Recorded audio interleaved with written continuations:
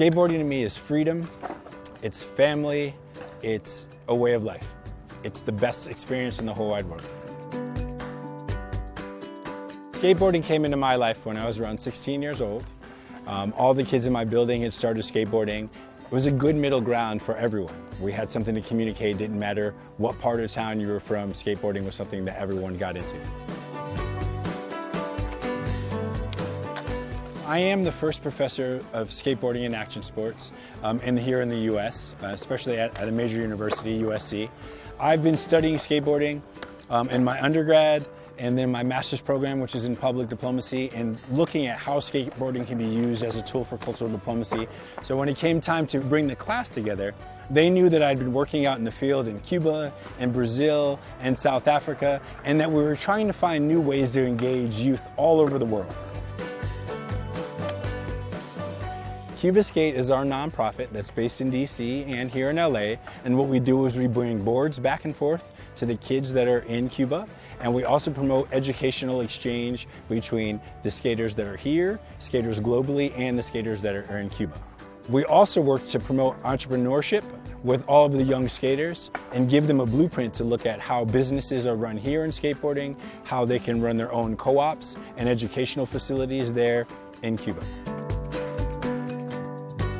Cuba has a very large skate populace, but one of the biggest things that's happening to the populace is more women are getting involved. With skateboarding being moved to the Olympics, hopefully in the future, it's nice to see that so many women are starting to take up skateboarding there and that there's no disparity between the men and women on the island. One of the first things that skateboarding teaches you is how to persevere. If you fall down, you get back up and you work on things until you feel you've completed it.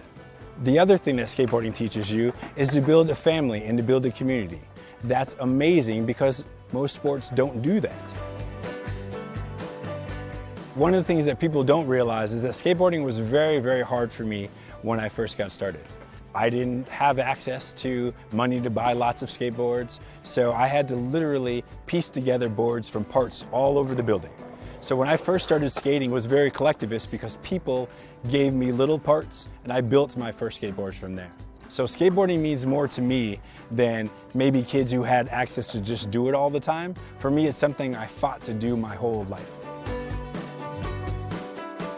My mom actually didn't want me to skate when I first got started because she was worried that maybe I would get hurt or something would happen to me. Things have gone along really well and she's always supported me and always loved everything I've got done in skate. So I appreciate that. One of the things I'm the most proud of is being the first skateboarding envoy for the US government.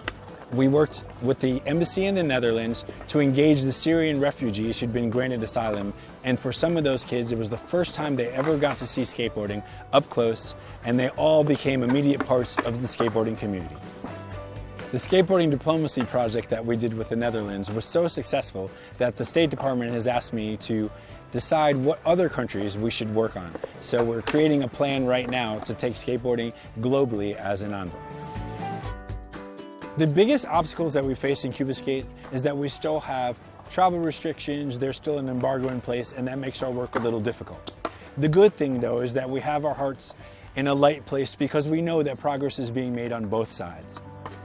This skateboard right here is the passport to a global community.